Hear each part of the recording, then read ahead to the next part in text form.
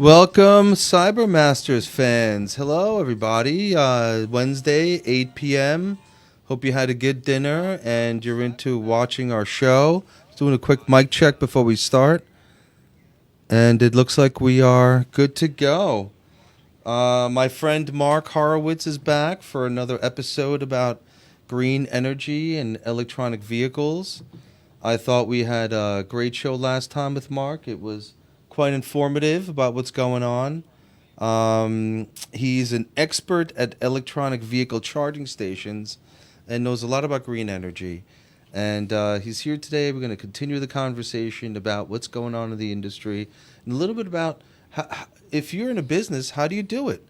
Like if you have a business and you want to get started with electronic vehicle chargers for your customers, for your staff, or whomever, you know, kind of where do you start? What's going on? And I'm going to throw some interesting cyber news in towards the end about what's happening in interesting government cyber attack that's active as we speak. Homeland Security is involved in the New York region. Whole separate subject there. Marc, how are you? Welcome to the show again. I'm great, Ed, and thanks so much for having me back. I Excellent. appreciate it. I really appreciate the invitation. Yeah, Marc, good to be here. Please tell us about yourself again a little bit. You're an EV specialist? Well, I guess I've become one. A little over 4 years ago, my partner, John Comack, and I created Green Energy Technology by JGM. And what we found was that we had an interest in installing electric vehicle charging stations. Okay. And really for corporate America, for last mile trucks, because we saw that last mile trucks would certainly be cutting edge in terms of what was going to be happening Last in the EV mile space. trucks, meaning the final delivery point from a warehouse to the end user. That's right, like the Amazon trucks, like the FedEx trucks, the UPS trucks, the trucks that are making literally that last delivery. Mm-hmm. And there's a lot And of them. electronic charging is perfect for them because they're not going long routes, right? No, well, they spend a lot of time on the road during the day, but the routes are typically not that long. Mm-hmm. Correct. So they were our target audience from the get-go. So you can take a large truck, and it'll run fine on electric? Oh, sure. Really? Sure. I mean, certainly the larger the truck, the more difficult it is in terms of battery strength and capacity, et cetera. Much less juice on a big truck than a regular car, I guess. No, it will take a lot more juice on a large truck, a lot more. And that's a challenge, and that's something that's being worked on continuously. Mm-hmm. We actually have a client who's in the carting business, Okay. private sanitation. Okay. And the struggle is, will the batteries last through an entire run? Or do they have to bring a truck back to recharge it and then send it back out while it's doing its pickups? And so that's a serious concern, and it's a balancing act at this point. The batteries are getting better. Mm-hmm. The trucks are getting better. The questions around, how much juice will the hydraulics burn, or do they need to burn? So there's no conversion. These are new vehicles. Well, actually, no, that's not entirely so. There are some that are taking bodies off of diesel vehicles and putting them onto electric chassis, as an example. Really? That's actually happening. Okay. Is that the best model? I don't know. Don't know that yet. It's too soon to tell. Interesting. Yet there are also companies that build very large trucks that are starting from the ground up as electric vehicles. So does a local fleet of waste management, for example, have the opportunity to jump in and convert their trucks? Sure. Of course they do. There are not a lot of them around as of yet. I believe the New York City Department of Sanitation, they had one that they were using as a demo unit. I believe it's now in full service. I was told that they would have 6 or 7 up and running in very short order. Because so you're telling me that New York City will have garbage trucks that are making that blaring noise every morning, waking everybody up, right? That's true. Right? That's true. It's going to take a while till they all get replaced, but yes, that's true. Wow, I guess they'll still have the noise of picking the stuff up and dumping it in, but Well, all I was that talking about the truck hydraulics, noise. yeah, but the truck noise will be different for sure, Wow. for sure.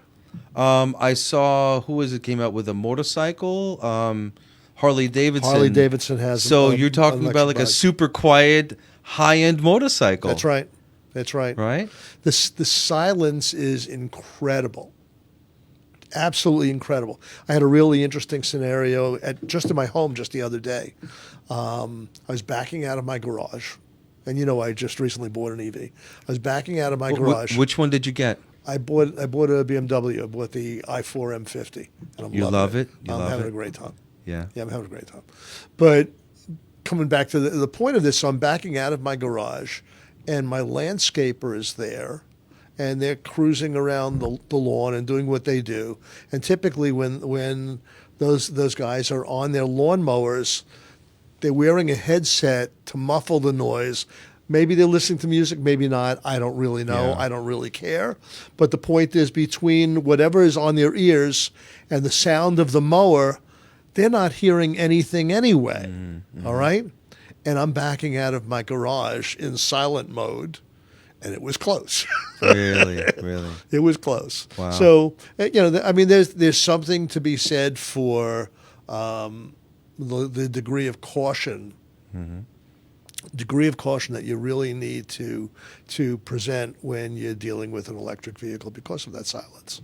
So why would Harley Davidson start a whole spin-off company? I forgot the name. It was advertised. I don't know. I've seen it just for EV. I thought that the noise that those Harleys make was the attractive part of having that motorcycle. Yeah, it probably was. And as a matter of fact, if I recall correctly, one of the manufacturers, I think it was Jaguar, a year ago, when they first came out with an electric vehicle, they also had a noise generator built into the vehicle. A noise generator. Seriously, just so that they shouldn't lose the effect. Okay? Oh, that's funny. Why? Now, I don't know. I wouldn't do that. I drove my friend's Tesla the other day, and we were flying, and it was super quiet. I remember in high school driving my friend's Mustang. I mean, loud as heck.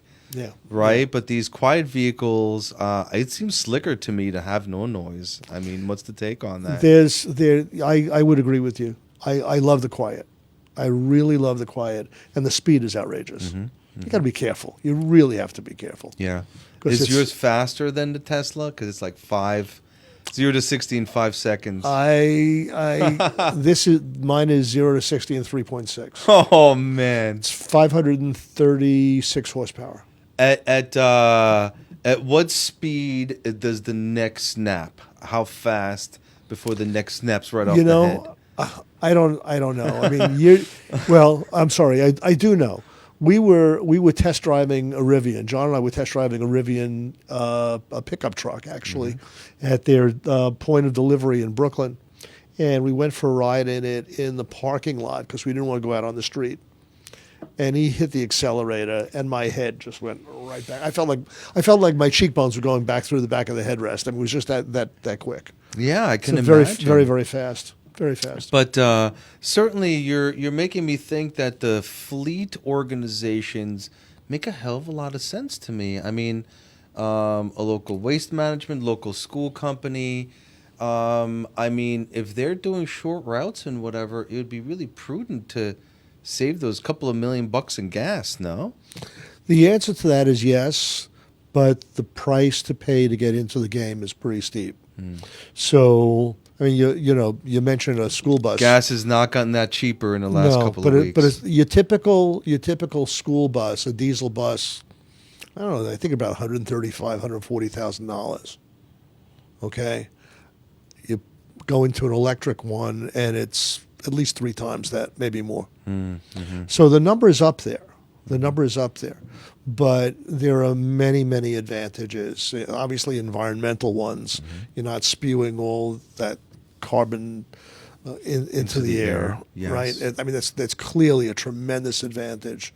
And the school bus is loud too, but they are, but they won't be.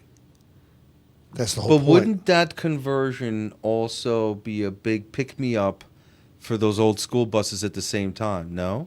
Sure, there are some bus companies that are actually converting their diesel engine vehicles to electric. I'm working with one. And that's something you could do. You could analyze and ultimately figure out which part of where do you start, right? Sure. I mean, Sure. you could do a couple, but you don't have to do the whole fleet, right? How's it work? No Mark? one is starting out with an entire fleet. No one can afford to start out with an entire fleet. I mean, the only folks in town who possibly can do that, Amazon ordered like 10,000 trucks or thereabouts. But for the most part, you start small.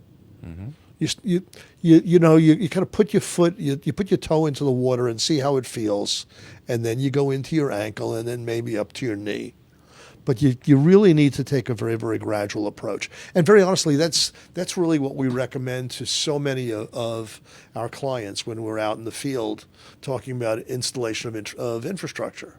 Can you talk about that a little bit? How do you sure. work with somebody who has a fleet of 100, 150 trucks, for example, who is considering doing something like this? Well, let me give you a perfect example with a school bus, all right? Just yesterday, and this is one of the things that I wanted to talk to you about in terms of how do you plan and what do you do. Thank you. Yesterday, we actually had a meeting with people from Con Ed.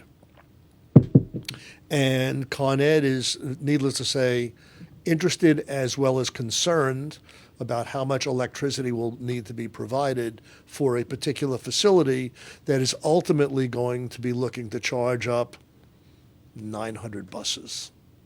So you come up with the calculation. How do you do that? Well, it's not even a calculation at this point in time. Right now, it's a matter of scoping out where do we start and at what kind of grade are we going to be looking at for the increased implementation of electric vehicles in this particular facility. So this company, as I stated, runs about 900 buses. They ordered 2. Out of 900, they started with 2. They ordered 2. Okay, and As an experiment to see what happens? Well, it's not just How do an they truly measure what's happening with just 2? It's not just as an experiment. Remember, there's a whole bunch of legislation out there that says that every vehicle in New York State by whenever is going to be electric. For real. Oh, They yeah, put at least that up there. Well, let me qualify that. At least for school buses. Oh, really? Right? At least for school buses. All right. Interesting. New York City has a plan by 2035. They will all be electric. Wow. There are over By 9,000. 2035. There are over 9,000 school buses in New York City. They will all be electric by 2035. That's the plan. Okay? So you're going to start someplace. So the conversation with this particular bus company owner was, let's start with the 2 that you've ordered. We're planning on installing a charger to cover those 2 buses. They are DC the buses require a DC charge, and so we'll be putting in a DC fast charger, a dual port charger that will handle both buses. It'll charge, single dual port charger. which will simultaneously charge 2 vehicles. Okay? Those bus batteries are about, I think, a capacity of about 222, 223 kilowatt hours. How do you compare that to the fast charger for a regular Tesla vehicle? Could be the same thing. Really? Could be the same thing, or very close to it. Could be very, very close to it. So the charger, and Tesla's different because Elon Musk wants it to be different. You mean proprietary in a lot of ways? Yeah, a lot of proprietary stuff.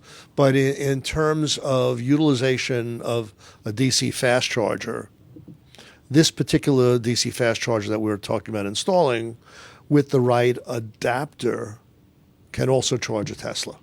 What is this adapter story that's everyone's talking about with these different vehicles? What's going on with these adapters? Almost everything is universal, with the exception of Tesla. Oh, really? Okay, Yeah, so yeah. the BMWs, the Hondas are universal, but Tesla's got their own Pretty thing. much. There are a couple of outliers. Nissan, as an example, the Nissan Leaf uses a different kind of charger head. It's called a CHAdeMO. And there are not very many vehicles out there that use that. Not How very much many. is an adapter like this? Like $50, Well, $100? no. The one for Tesla, is about $500. So you're saying that if you want to charge at a non-Tesla station, you need an adapter? That's correct. Now, many of them, when they're sold, they come with a particular adapter in there. Sure. I'm looking at it from the perspective of someone who owns and operates some charging stations, and I would like to be able to entertain Tesla drivers. And therefore, for me to be able to do that, I have to purchase an adapter that is made by Tesla and attach it to our charger. Okay? Is that going to stay that way? Are they changing the charger model for a new version? I can't tell you what Musk is going to do. Yeah. All right. I can tell you that just about everybody else driving an EV can charge at those charging stations, at our charging stations. Look, if people know from watching the show, I can't wait to get the Neuralink. I would love to wait until I have the Neuralink so I can start the car with my Neuralink. I mean, how sick is that, Mark? You know, I mean, think about the potential there. Sure. You'd be amazed at the kinds of things that happen. I mean, I pull up to a charging station and the charger recognizes my car. Really? I plug it in. It says plug in first. I plug it in. As soon as I plug it in, it connects with my car. It recognizes my car, recognizes my account.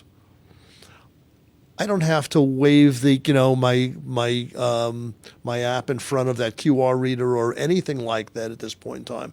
It's literally a plug-in charge. What happens when you show up at a Tesla charger with your BMW? Nothing. You can't use it? No. You're saying that your EV BMW or the EV Porsche will not charge at a Tesla station? That's right. Really? Yeah. Yeah, because he's got a proprietary plug, and it doesn't fit any other car. So, with the adapter, is the charge different on the brands? Not really. Not really. I mean, there is a matter of speed. Okay, there is a matter of the speed of the charge, and of course, you need to be careful about that. You don't want to open up a fire hose into a gas tank, as an example. Yes, got it. Okay, so there are precautionary measures, but those are all controlled by the car. Okay. So the car will not allow itself to charge faster. There's a regulator built in. That's exactly. The car will not allow that to happen. All right, but let me take you back a minute. We were talking about getting involved with a fleet, and what do you do with a fleet? Right. So you're saying that you had one school bus and two buses that are being done. And a single device with two chargers is how someone can get started. That's how this particular site will work. At the same time, as I said, we met with Con Ed for the purpose of talking about what the future is going to look like over the next several years. So when we go onto a site like that, we are talking with the customer about what he expects to be his rate of growth into electric vehicles. How many more next year? How many more the following year? Are you going to have a dozen in 3 years or in 4 years or in 6 years so that we can plan appropriately? Now, part of that is some of the work that we're doing in the way of future-proofing the site, meaning we want to be sure that we put conduit under the ground that's large enough to carry the electrical cables that will be sufficient to handle more than just the chargers that we're putting in currently. Right? You want to be able to plan for more. And simultaneously, Con Edison is interested because they need to know how much electricity they need to be prepared to bring to the site. Interesting. They don't want to do double work or triple work if they can avoid it. So if they've got to put in a vault, if they've got to put in a transformer, they want to know the right size vault, the right size transformer, just like we want to do the right size conduit. I assume for a business owner to tackle this, it's multiple consultants. So you'll deal with the power issues. You'll deal with the rights and the planning with the local government. Let me help you here. because that's one of the things that's really unique about our company. Please. Green energy technology from the very beginning, as John and I looked at the entire landscape of what has to take place to install a charger, we saw that it was totally fragmented, meaning that there were probably 8 or 10 touch points that need to be covered from start to finish. And if you don't do them, the likelihood is at some point in time you're going to have a problem. And more often than not, anyone who's stepping into this, be it a landlord of a high-rise building or somebody who owns a shopping mall or whatever else, if you don't cover all of the bases, invariably there's going to be some shortfall someplace that's just not going to work. And so what we decided to do was literally provide a total turnkey solution. Okay. So we will get to the site and look at the site and do a traffic study to see where the flow of the traffic is, where it might make most sense to put the chargers. We'll do an engineering study to see where the power is coming from, how much power is available, how much more power is necessary. Why is a traffic study important? I guess if you put it in the middle of nowhere, no one will use it. Is that the idea? Well, it's not as much that as, is it convenient to the facilities you're trying to support? If you've got a shopping mall and a number of stores, do you want to have those chargers close to the stores so that people can park their vehicle, plug in, and shop? Mm-hmm. Or do you want them to have to walk across your entire parking lot to get to those stores to be able to do the same thing? Got it. And we actually had a scenario where someone who owns a piece of property wanted us to put the chargers out at the curbside because they thought it'd be great, they would catch the attention of passing cars. Yeah, that makes sense. And we said, yeah, it makes a lot of sense, but we can do that with a sign. And accomplish the same thing and make it convenient for your shoppers by putting them closer to your building. That consultancy sounds a key part of this. Well, it's really important that you're working with people who know what they're doing. It's really important that you're working with folks who have been around the block a couple of times on this and have seen the good, the bad, and the ugly.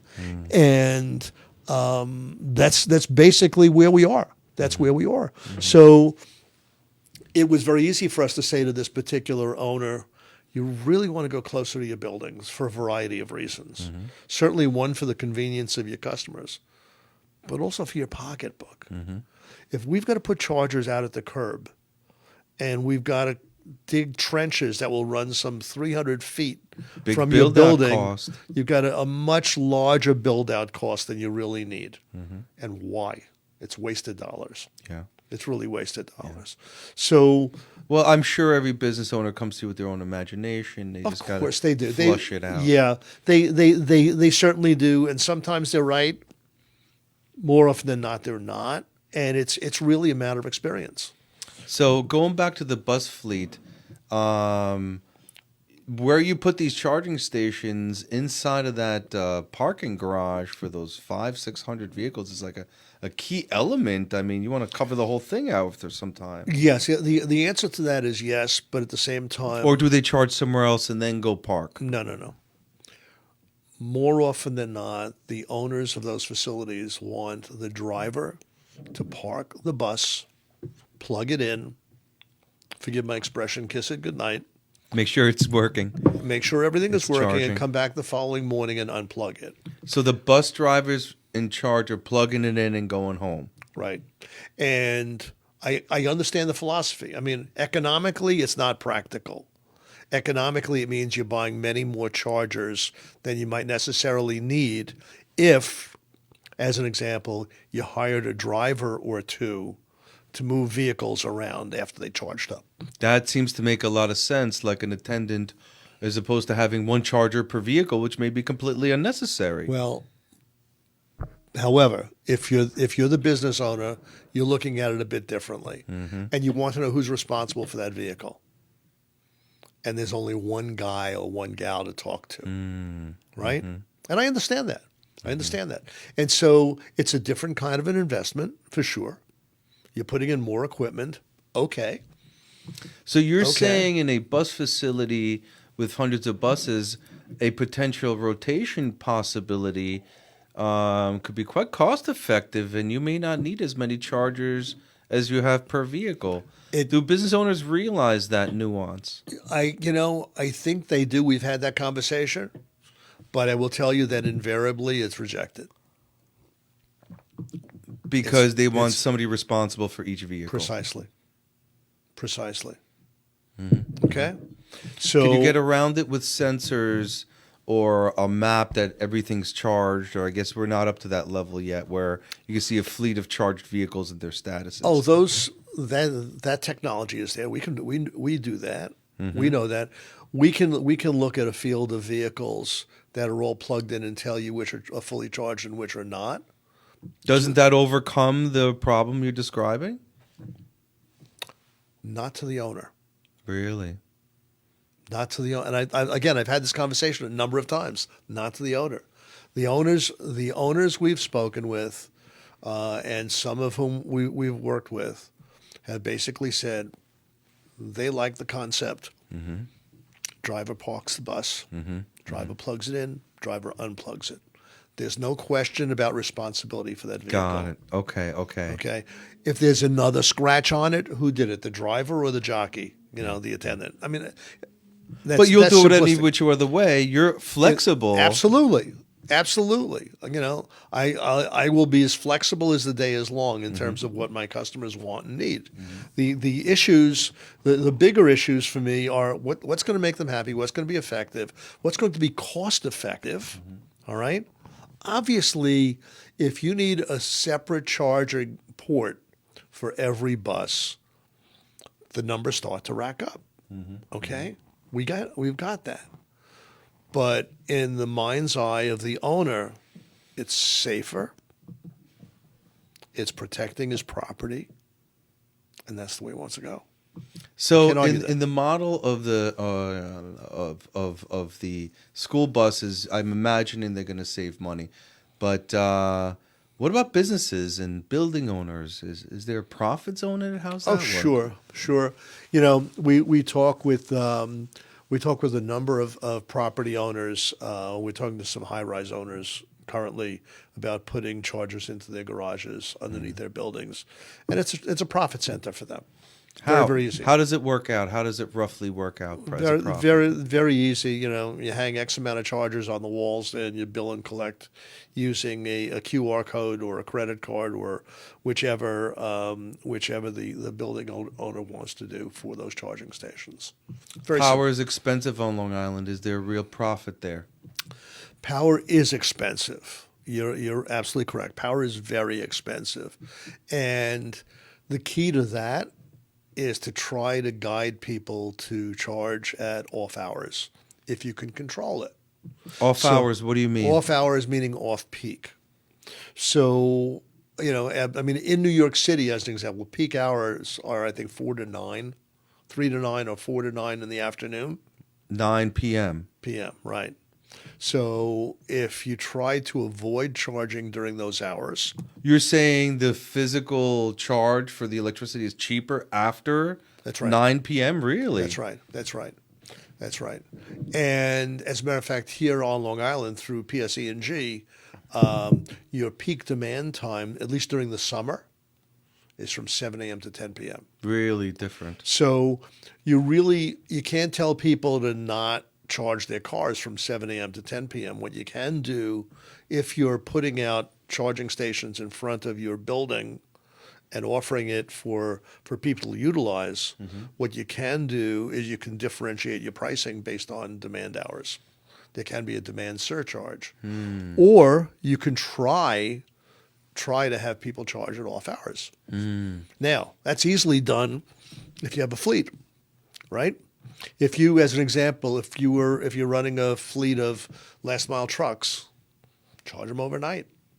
Plug them in end of day, turn on the chargers at midnight, let them charge till 6 a.m. They'll be good to go in the morning. Now you're really saving money. You're Right. not spending on gas, and you're optimizing and the you're charge. optimizing the charge. Right. Interesting. Right. Interesting. Right.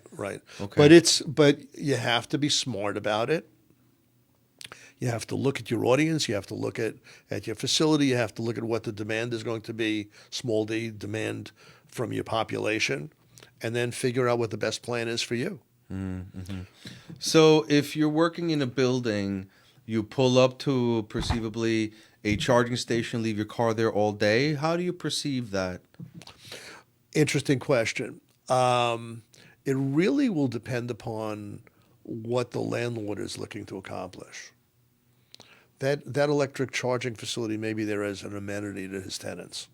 Doesn't it make more sense to have a charging station in a building with a concierge who drives the vehicle back and forth, or does it make sense to sort of leave it there? Well, you're back to the same concept of having the attendant or the valet with the school buses. It's the very same thing, right? More often than not, I think what you'll find in the office buildings is that people will plug in the morning when they arrive, and they'll unplug when they leave, and they'll basically be on that charger all day long. But that means you have to have a charger at every parking spot. Well, you don't have that many EVs out there yet, right? But there'll come a saturation point. There where will you be a need saturation point. Well, you're right. You will want more, but at the same time, what's also going to be happening is that the technology will change, and it will become faster charging, and therefore shorter charges. Can our local power grid in New York handle up to what can it handle before we have serious problems? Well, I think we're already heading for some serious problems, and I think that Look at California. Yeah. I mean, we're going EV in 10 years. Please don't charge your EVs. What the heck was that all about? Yeah, they had a real problem. So, but I think what's also happening is that there's a lot of stuff that's being created currently that will help to offset those challenges. Mm-hmm. Okay, Like what? Like batteries and solar? well, and battery backup is part of it. Solar is certainly a big part of it. Fuel cells that are driven by gas. Natural gas that can generate electricity. Why aren't hybrids as popular as EVs at this point? Isn't that the perfect middle ground? Because you're still burning gasoline. And that's the whole point. You're not fully green. You're not green. Net zero, right? It's not net zero. And the government is really pressing forward on that, which you and I were talking about earlier. With the bills that have been created and passed in government at this point in time, there's something that's now called NEVI, and I forget. It's National Electric Vehicle Infrastructure Formula Program. Interesting. NEVI. Let's pull that up for a second here. What do we got cooking, folks? Yeah, we have this ready here. There you go. National Electric Vehicle Infrastructure Formula Program. Wow, what's that all about here? What's cooking? What that's talking about is the allocation of $1 billion a year. 1B, that's it right there. With there. a B. $1 billion a year. 22, $1 billion. Right? 22, 3, 4, 5, 6. $1 billion a year for the purpose of really promoting fast charging and an infrastructure play on all of the major corridors in this country.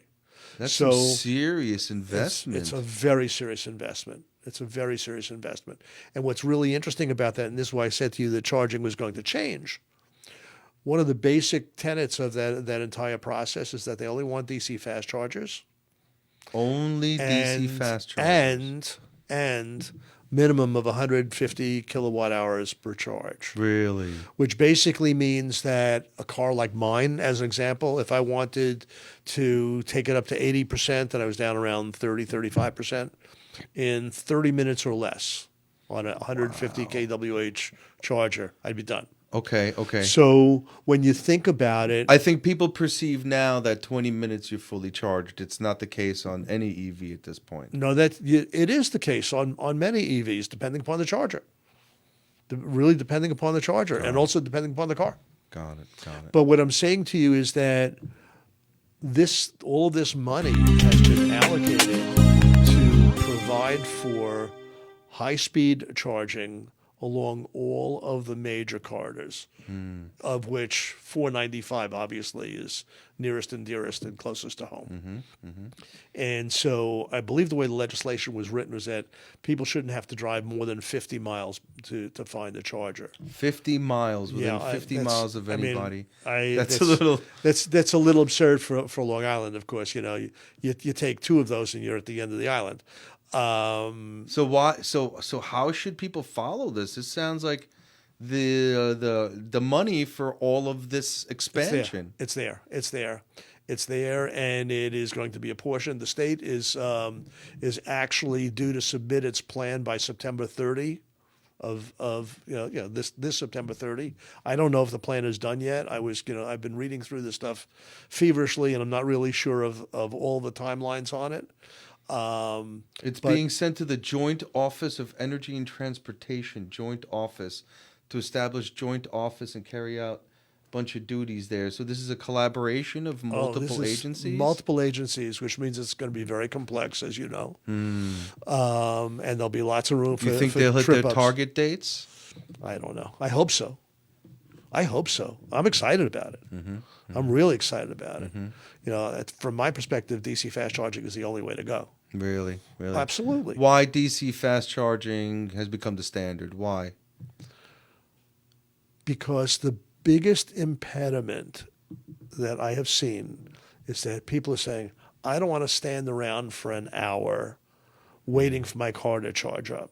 I'm accustomed to going into a gas station, and in 3 to 5 minutes, my gas tank is full. But you're still at Right? 20 minutes. You're not at the 5-minute No, mark you're yet. not at a 5-minute mark, but you can probably accomplish what you want to do in 15 to 20.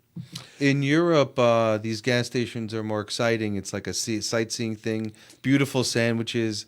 Here at the gas station, you want to get out as fast as possible. Yes. Now, if you have a Yes. handful of people, you're stuck there for an hour or two. Okay, but let me also suggest to you, we've had this conversation with a number of clients, and have suggested to them, if you're going to plant a number of DC fast chargers into a pod, if you will, you might want to have a food truck. A food truck. You might Halal food. Yes. whatever it is that's your fancy, but you might want to have a food truck. You might want to have a convenience store. Oh on my the side. gosh, it's opening other opportunities at that gas station. station. Think about it. If go into any gas station on Long Island, there's C-stores all over the place, meaning convenience Yes, stores. yes, All right, yes. go in and talk to the owner and ask him where he makes his money, Yeah, the concessions like and the he's movie going to theater. tell you. He's going to tell you it's inside that store. It's not from the pennies that he makes on every gallon he pumps. Yes. It's inside that store. Got all it. right? So think about that. You plug in your car, you go into a C-store, you grab a sandwich, maybe. You grab a cup of coffee, You maybe. don't grab gas station sushi, right? No, you're not going to do that. You're not going to do that. Although I've had decent gas station but- sushi on some But days. you wouldn't mind taking a muffin that's wrapped. That's a good Or a point. donut that's wrapped, or a Absolutely. bag of chips, or whatever, right? Think about that, all right? Now, take it into the retail scenario where somebody's plugged into a charger in a shopping mall. The retailers have already figured it out. You plug your car in and you charge it up while you're shopping, and you know that you need 20 or 30 minutes to finish that charge. Perfect time. What are you going to do? You're going to continue to shop, right? So the Targets or the supermarkets are perfect for this. Those are Wow. great. Those are great. Right. Those are great. 20, 30-minute shopping, keep you there a little longer. What a perfect charge. You'll take your time and you'll buy more. You'll help to keep the shopping mall that much more healthy, and the landlord that much more reassured that his tenants are going to be staying because they're making money. Now, hold on. This is a little strange. We have a supermarket chain we do business with, and they have Tesla chargers in the parking lot. Are gas stations changing? Are these malls and retail stores becoming the new gas stations? You know what I mean? Well, I will tell you gas stations are changing. I'm not sure if I would take it as far as you just did, but certainly in terms of gas stations, I must have told you about this. Shell Oil is basically working its way out of the gas and oil distribution Completely. business. That's what we've heard. They've established a company called Shell Recharge. Okay. And A completely different brand. As Shell offshoot. Recharge. Well, it doesn't look like a different brand. As a matter of fact, if you see the DC fast chargers that they install, they look very much like the Shell Oil gasoline pumps, with the same color, the same yellow and orange shell on it. It's not really different. But you're telling me that a person who's a business owner who has a property, building, manages a mall, could not only make this available for the public, but turn it into a profit center for Absolutely. themselves. Absolutely. And that's how they should be looking at it. Absolutely. They can turn it into a profit center very, very easily. And advertising, and you're drawing people, and they're ultimately staying longer. Well, think about it. If you're on the road and you're traveling someplace and you're looking for a hotel and you're driving an EV, while you're looking at the hotels that are available to you, if you need to charge your car, you're going to go into the hotel that's got the charger. Good point. Right? Good point. And you're probably going to bypass the hotel that doesn't have the charger. There's no reason, there's no magic to that. It's totally logical. It's totally logical. Listen, I'm super excited. I don't have an EV yet, but I'm like ready to go. I'm so excited about it. The cool factor's there, right? Everybody, the cool factor's there. It's definitely there. And it's, we're having such a great time doing what we're doing. We love going onto a site and helping an owner to determine what do they need, how many do they need, of what power, where should we put them in, how do we future-proof it, how do we make sure that you're getting exactly what you need and exactly what you want, which is all part of the package, if you will. I think I told you, we are literally a soup to nuts operation. We'll even finance it for the customer if they want it. And how many years does somebody start? Is it a 1, 2, 3-year deal starting? Where does the deal start? In terms of, I'm sorry. So if somebody wants to make an investment, how much money should they be looking at? Like a 3 years worth of power usage and retail space available for that charger, if you will? I guess I'm not really clear on the application you're talking about. If you're talking about putting a charging station in front of a shopping mall, yes, as an example, every situation is different. I guess where's the return on investment? The return on investment is typically about 18 months. Okay, so in about a year and a half to 2 years, you're breaking even. You should be good. But it also depends upon how you do it. If you're going, you mean some owners don't have to make an investment at all and just do some of the profit sharing with you? Well, right? we've done that. We've done that with municipalities where we're the owners, and we share revenue with them. There are other models where we go in there, we do everything that we say that we're going to do, and we either collect a check or we set up a lease for them. But honestly, at a 1.5 to 2 year ROI break, it sort of makes sense to kind of get involved and buy them. I would agree. I would agree. I would certainly agree. And the placement of the chargers has big to do with how fast you're getting that return. Well, that's a big piece of it. I mean, quite frankly, you want to be sure that there's a lot of traffic, right? If you've got a shop on the dead end of a street and there's nobody passing by, the likelihood is you're not going to make a lot of money from public charging. But now the one at Stop and Shop near my house has this big sign. It's advertising, I don't know, something. Who's standing in front of EV chargers watching ads? Like, what's that all about? I have no idea. There are a couple of companies. There are a couple of companies that make their revenue on the advertising money, and they offer free charging. So somebody plugging into those is probably not paying for the charge, but the advertisers who are paying the company that owns and operates that charger are covering the cost of the electricity. Now, I know a little bit about you, but you have a major background in financing, allowing you to structure these deals. You want to talk about your background and how that fits into how you structure the deals? Well, that's really how I got into this in the first place. As you know, I've been involved in equipment finance for 16, 17 years. Equipment financing. Right. And when we saw this opportunity available, and as I mentioned to you, John's got a construction company. We brought this thing together. We figured, there's no reason why we can't be smart enough to put all the steps together, which is basically what we've done. Got it. And so John does the physical planting of the equipment, so to speak. Right, the with, construction work. The construction work. Obviously, we have teams that do these things. Clearly. And I'm prepared to handle financing the equipment for our customers if they so desire. And it's a nice match. It works well. What's also very interesting is that right now there's a tremendous amount of money available. We mentioned before the NEVI money. That will provide huge opportunity for people to get out there and plan DC fast chargers. Now, this is a law, bipartisan infrastructure law. This is oh yeah, this is serious. They're not messing around. No, this is law. When you're talking about $5 billion, you're not messing around. Wow. Okay. I can't wait. I can't wait to get my hands into it. Wow. I can't wait to do that. It's very exciting for us. Yeah.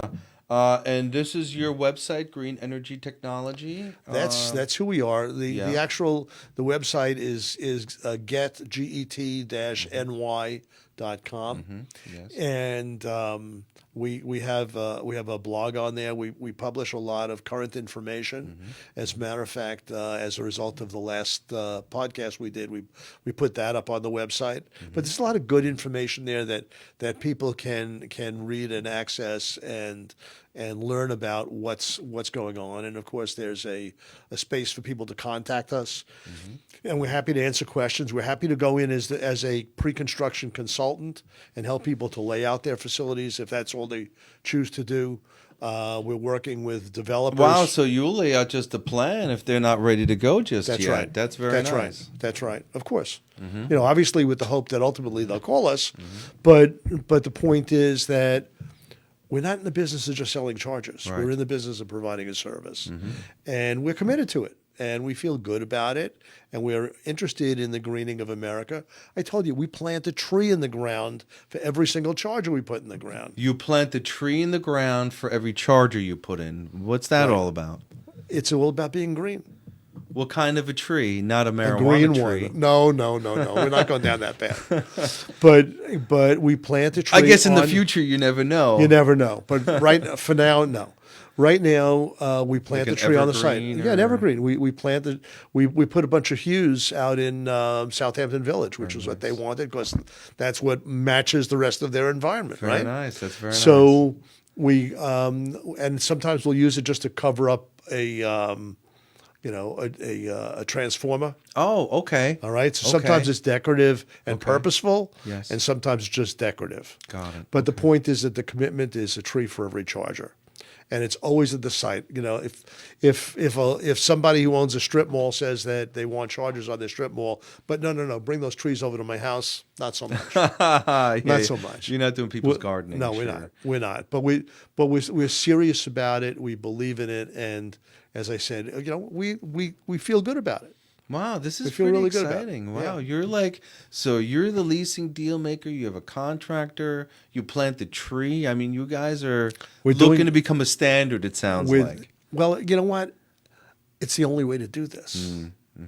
9 times out of 10, if you go onto the internet and you look for somebody to do the work that we're doing, Yes. you're going to get a broker. You're going to get somebody who's going to call 5 or 6 different people to do what we do. Just a middleman broker guy who not connected with That's all right. these entities. We self-perform everything. We actually self-perform everything. Okay. As a matter of fact, one of the things that I thought we would be talking about is, how do you figure out who to call? And how do you know who to trust? And what should they be telling you? What should they be doing? And there is a published list on the internet through Joint Utilities. Okay, Joint Utilities. Joint Utilities, and we're on that list, which means that we're certified by them, by Con Ed, by PSE&G, by all of the local utilities. And I mean, there are standards that need to be met. You need to know what you're doing, right? You need to know what you're doing. What market are you best in? Or are you all over the United States? Or is there a particular market that you're stronger in than not? Well, our business started in New York City, okay? And we're growing it concentrically. And so at this point, we're literally Virginia to Maine. Okay. So it's really the whole Northeast. Wow. Okay. Now, will we go west? Probably. We do have an office out in Denver where we've been threatening to reopen that. We have some people who've been trying to bring us down to Florida that may happen. We'll Isn't see. the biggest need in Middle America? Well, the biggest need may be in middle America, but the biggest concentration is on the East Coast and the West Coast. Sure, with the highest traffic. You know, my friends always tell me, they're like, well, you can't make it across the United States with an EV, but like, wouldn't you just rent a car if you have a long trip? You know, I mean, The answer to your friend is wrong, because you can. You just have to think about it. You got to plan it. plan it out and you're fine. You got to plan it. Right now, you have to plan it. At the end of that legislation being implemented, or maybe sooner than the end, maybe 20% in or 30% in, you won't even need to think about it. Because the point is, the purpose of this is to see to it that no one has to drive more than 50 miles to get to a charger. Wow. Now, you need to understand that even the smallest battery cars will give you a range of no less than 120, 130 miles. Interesting. So I just want to say on the Nevi website real quick, they have eligible projects. I guess this is something people should be looking into if they're looking into putting EV charger stations up and stuff. Eligible projects. The answer is yes. If that's really focused on people like me, Got it. companies like ours. Okay, that's not really pointed at the consumer. The consumer is going to benefit from it. The consumer is going to be able to feel comfortable knowing. But it's giving you the vehicle to operate and deliver. That's right. That's right. Because that stuff is very expensive. You know, the equipment's expensive. The installation is expensive. It's all very pricey. This is happening now. You're talking Yeah. about hundreds of thousands of chargers Yes. going to be available in the New York area and Yes. surrounding region Yes. in the next 3 years, according Yes. to this funding source Yes. here. Yes. Wow. Yes. Okay. Yes. Yes. Yes. It's very exciting. That's really cool. That's It's really very, cool. very exciting. You know, I mean, as it is right now, I'm in the process of having a charger installed in my garage, my home. But at the same time, until that happens, or maybe even while it's happened, I don't know, I still drive down to Comac probably 2 or 3 times a week, and I plug my car in for free. Why for free? Because my deal with my dealership was they offered me free charging for 2 years. Who do you want to be in touch with? Who should be calling you? Where do you want to hear? Who asks you questions? Who do you want to talk to? The people you want to talk to are developers, people who are developing large pieces of real estate, people who are building warehouses, logistics centers, people who own and operate fleets, people who own and operate warehouses, people who are doing shopping malls. And I'm not talking about strip malls, but significant malls. At the same time, we're talking to casinos, hotels, hospitals. Hotels have got to be the best. Really, we were talking. Sounds like that's the best. That's a great hit for us, because again, if you're driving an EV from place to place, are you going to stay in the hotel that's got a charger available for you, or are you going to pass it by for the one that does? Yes.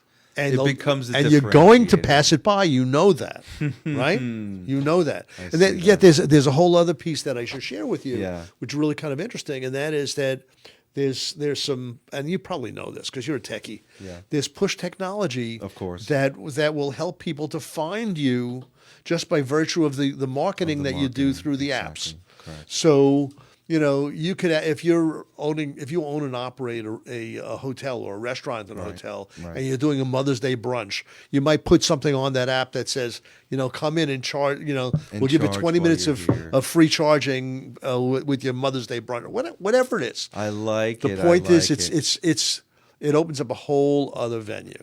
It definitely makes you look different than the similar business across. Oh, the for sure, for sure. Very nice, very nice. Mark, thank you. This is a great show again. I'm I think so happy people to be really here. enjoyed it, and you know, let's see what happens. I can't wait. I mean, in the next 6 months, we should be able to have an even more exciting conversation about what's out there. I look forward to it. So my last question is this. So my lease is up on my Infinity in 8 months. Am I ready for an EV today? You know, I just faced this, right? Yes. Which is what I'm asking. If you people know- whose leases run out before the end of the year, should they be looking? They should. They should. And I'll tell you, I got caught. I really got caught. I had a lease that expired in September. Okay. No, it expired in August. It was Okay. last Last it month. expired it expired in August. And back in December, I put down a deposit on a Rivian. A Rivian. Okay. And look, I'm going into all kinds of businesses and talking about EV charging stations. And 9 times out of 10, the owner will say, "So what are you driving?" All right. And I couldn't tell him I had an electric vehicle because I didn't. Right. And I would say I ordered You were waiting. I ordered one. Okay. But the problem with the Rivian, of course, is that they still haven't figured out what their delivery schedule is all about. Oh, really? Yeah. All right. So Yes, they're that was not a problem. really ready That was to a problem. go. Okay. So my lease was about to expire. Yeah. And my second best was, okay, I'll buy the car off the lease. I'll hold it till the Rivian comes, and then I'll turn it in. And when I started to do the math on what it was going to cost me to buy the car off the lease, and then what Carvana and all of the other Me Too's were quoting as in terms of what they would pay for my car, I would have lost $3,000, $4,000, $5,000 the second I put my pen to the paper. And so it didn't make sense for me to do that. I knew that BMW had an electric vehicle that was really interesting. And it looked really nice. And So, it looked really nice. And so what I did was I went into the dealership, and as soon as I sat down, the guy says, "Well, I can get this for you by probably mid-January." Okay. I said, "I'm back in the same place." Yes, right? yes, right. Just waiting a long time. And then he said to me, "Wait a second. Somebody canceled on one on a 22. It's not a 23. It's a 22.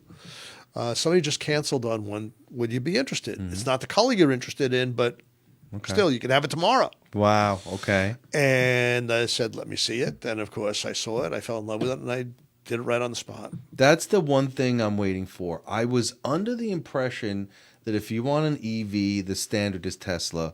But the car you drive and the others I've seen, I don't know. Tesla is not the only way to go for an EV. Oh, it's definitely not. It's really not. I mean, it's a great option. It started it, it's but a wonderful car. That Beamer looks beautiful. Thank you. It's look, the Tesla is a great car, and the guy was first to market, and he was brilliant. He was brilliant. You need to decide what it is that you like and what you want. I'm glad I held off because Yeah. I'm glad there were other options besides what I thought was only the Tesla. There are lots of other options. I was at the charging station the other day, and a fellow pulls up in this beautiful Porsche Taycan, electric. Very nice. Unbelievable vehicle. Just an unbelievable. Can you imagine how fast that thing is? Dear Lord. Well, look, I see how fast my car is, Yeah. and it scares me. Yeah. And so I can only imagine what that's all about. Yeah. And they're all very, very fast. I saw a guy with an early Porsche EV, and he got a white matte finish on it. Looked amazing with the matte. I like the matte finish on these sports cars. You know, Yeah, very, very interesting. very interesting. Listen, we're going to continue this. This is a revolution that's going to take place, and we're just in front of it. I hope we can become a source for everybody to kind of bring this up, talk about what's going on in the industry. Everyone's contemplating these chargers, where they're going to go, right? Everybody knows that's what you're in front of right now. Where are those chargers, where it's going. But really soon, it's going to be like, I'm getting an EV no matter what, you know? Well, I took the plunge, Yeah. and I'm happy I did. Yeah. I'm happy I did. I would say for the city, the Long Island region, it's kind of perfect. You know, it's It really works, perfect. It works well. Yeah. It really works well. Inner city for need. sure. And the expense is a little high, but these different brands coming out are very inexpensive. You say it's expensive. Let me just give you one more little tidbit here. You're not paying for gas. That not only am I not paying for gas. Remember, I said to you, they gave me 2 years of free charging. All right, 2 years of free charging in included. the first 5 weeks. I've saved over $350 on fuel. How do I know? Because I get a receipt every time I charge. It's on my phone. People aren't looking at that's your TCO there. You got to look at what you're doing. That's a big chunk of it. Yeah. And once I have the charger in my garage, yes, it'll be more convenient. But we'll see how often I go down to the free charging. I don't know. Yeah. I don't know. Guys, thank you. Have a good evening.